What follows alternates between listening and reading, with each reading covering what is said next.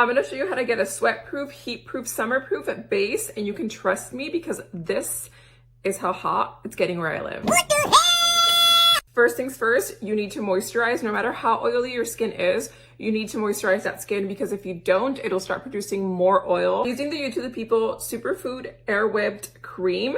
If you're really oily, you wanna go towards like the gels, the water-based moisturizers to keep those oils at bay. You also want to wait about 5 minutes and really let your moisturizer sink into your skin.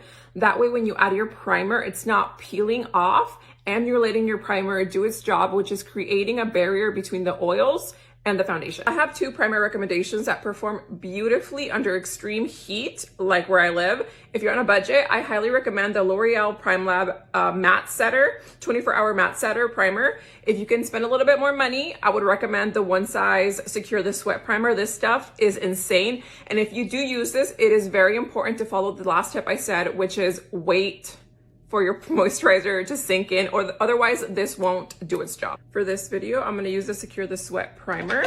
You wanna warm it up and you're gonna press it into your skin.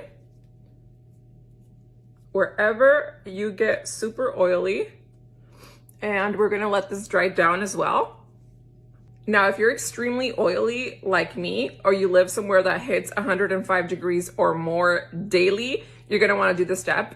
I'm gonna use some powder and I'm gonna press it onto my skin with the powder puff. If you have normal to somewhat oily skin, you might wanna skip this step, but I do recommend adding a powder when you're using the PrimeLab by L'Oreal. That Secure the Sweat Primer is no joke. Any person with normal skin or just an oily T-zone can go ahead and use that and apply foundation and be fine. But I am not a normal person. I have extremely, extremely oily skin. Within like 20 minutes of wearing makeup, I'll look like a greasy mess. So I always do this step. I got this tip from Wayne Goss back in the YouTube days. Also, Jackie Aina does this step too.